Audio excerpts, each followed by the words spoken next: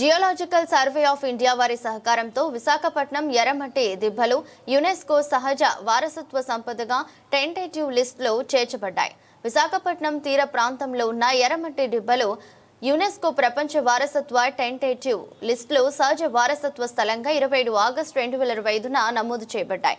ఈ ఎర్రమట్టి దిబ్బలో భూ వైజ్ఞానిక కాలం సుమారు 1500 ఎకరాలు విస్తరించి భూగోళ చరిత్రలో క్వాటర్నరీ యుగం దాదాపు 2.6 మిలియన్ సంవత్సరాల క్రితం ప్రారంభమై నేటి వరకు జరిగిన సముద్ర మట్టం పెరుగుదల, తగ్గుదల, వాతావరణ పరిణామాలకు ప్రత్యక్ష సాక్ష్యంగా ఉన్నాయి.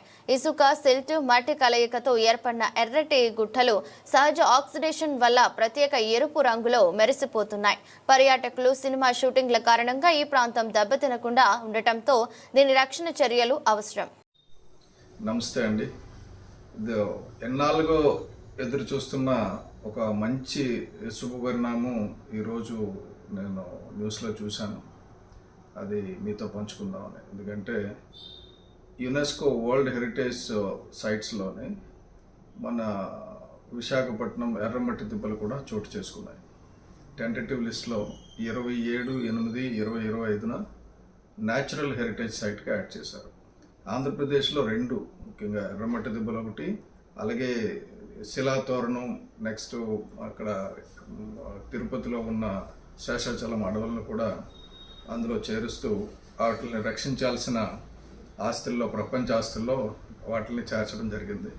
చాలా సంతోషకరమైన విషయం. ఎందుకంటే దీని గురించి ఈఏ శర్మ గారు, రాణి శర్మ గారు ఎన్నాళ్ళ నుంచో లోకల్ ఇంటాక్ వైస్ విశాఖపట్నం, అలాగే డాక్టర్ రాజశేఖర రెడ్డి గారు, వీళ్ళంతా కూడా ఇదివరకు ప్రొఫెసర్ తిమ్మారెడ్డి గారు, వీళ్ళంతా కూడా ఈ జియో హెరిటేజ్ సైట్ని ఎలాగైనా సరే కాపాడాలి అని చెప్పి చాలా కష్టపడ్డారు.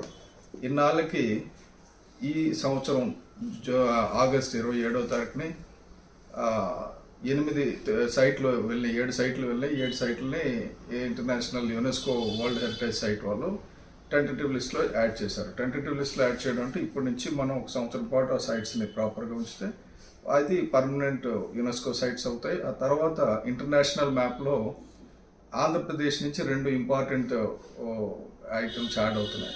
ఒకటి తిరుపతి ప్రపంచ ప్రఖ్యాతి చెందింది, కానీ అక్కడ ఒక శిలాతోరణం ఉంది, అది అరుదైన కన్స్ట్రక్షన్.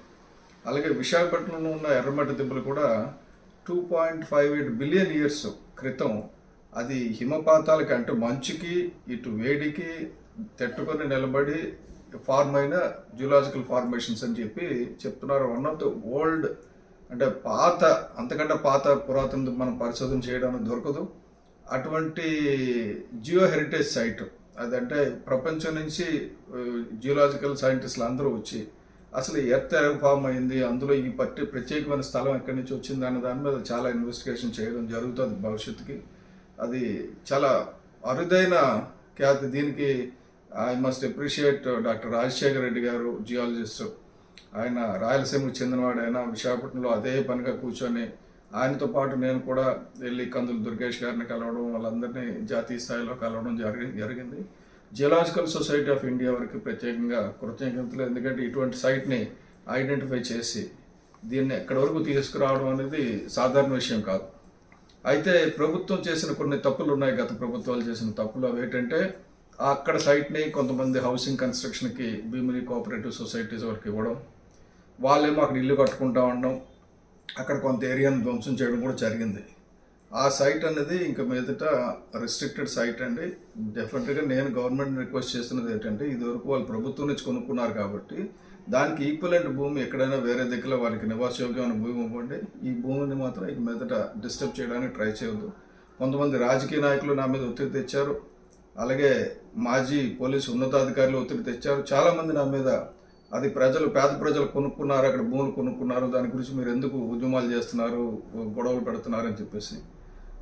డాక్టర్ రాజేంద్ర సింగ్ గారు డైరెక్టర్స్ ఒకటిని ఆయన విదేశాల నుంచి వస్తూనే ఇక్కడ ధ్వంసం అవుతున్నాయి, ఎర్రమట్టి దెబ్బలు ధ్వంసం అవుతున్నాయని, కానీ ఆయన స్ట్రైట్గా విశాఖపట్నం ఫారెన్ నుంచి రావడం విశాఖపట్నం వచ్చారు ఆయన గతంలో. ఇంతమంది పెద్దలు దాని మీద దృష్టి పెట్టడం వల్ల ఇది ఆగింది. ఇక మీదట అది భవిష్యత్తు విశాఖపట్నానికే కాదు, ఆంధ్రప్రదేశ్కే ఒక టూరిస్ట్ అట్రాక్షన్ కింద తయారు కాబోతుంది. అంటే వరల్డ్ టూరిస్ట్ హెరిటేజ్ సైట్లో ఒకటి కింద తయారవుతుంది. 3 న్యాచురల్ హెరిటేజ్ సైట్లు వచ్చినాయి. ఒకటి కేరళలో, 2 ఆంధ్రప్రదేశ్లో. ఇప్పుడు ఈ సంవత్సరం వచ్చిన 14 సైట్లలో 2025లో వచ్చిన 14 సైట్లో ఈ 3 ఉన్నాయి. అందులో 2 ఆంధ్రప్రదేశ్లో ఉన్నాయి. చాలా సుదినం ఈరోజు రాణి శర్మ గారికి అందరికీ కూడా నేను మీడియా పూర్వకంగా కృతజ్ఞతలు తెలుపుతున్నాను. నమస్కారం.